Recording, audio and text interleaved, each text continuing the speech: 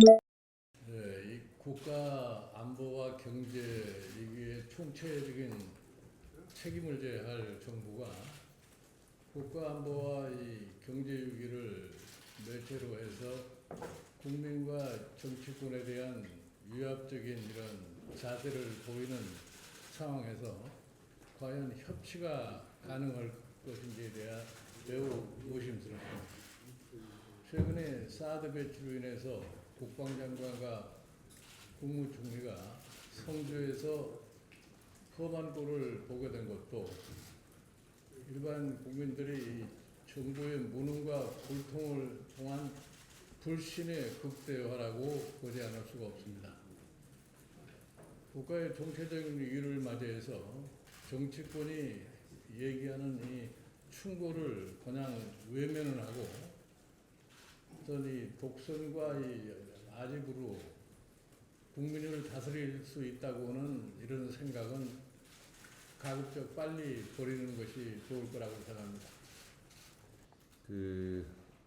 연일 민정수석 관련된 의혹이 증폭되고 있습니다. 어떤 것이 진실이고 어떤 것이 허위인지 알 수가 없습니다. 찌라시 수준의 보도다라고 말하고 빠져나갈 수 있는 문제가 아니라고 생각합니다. 민정수석이 언론사를 고발하니 검찰이 기다렸던 듯이 수사를 착수했습니다. 그러나 실제로 검찰까지 지휘하는 입지에 있는 민정수석을 과연 공정하게 수사할 수 있겠는가 하는 의문이 국민들 속에서 생겨나고 있습니다. 설사 민정수석의 해명이 사실이라 할지라도 그 자리에서 물러나서 진실을 밝히는 것이 합당한 태도다라고 봅니다. 더 이상 자리에 연연해서 대통령의 치마폭 속에 숨어 있을 문제가 아니라고 봅니다. 즉각 사퇴하고 제대로 된 조사, 수사에 응하기 바랍니다. 그러지 않는다면 민정수석을 보호하려 하다가 정권까지 흔들릴 수 있다는 점을 경고하고자 합니다. 어제 현기환 수석의 녹취록까지 공개가 됐습니다. 나의 뜻이 대통령의 뜻이다. 기가 막힌 대사입니다.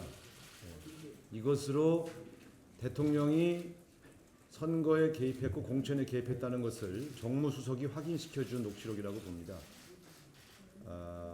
최경환, 윤상현, 현기환 이 세 명이 대통령의 뜻을 언제 전달받아서 어떻게 관철해 나갔는지가 밝혀져야 한다고 봅니다. 대통령이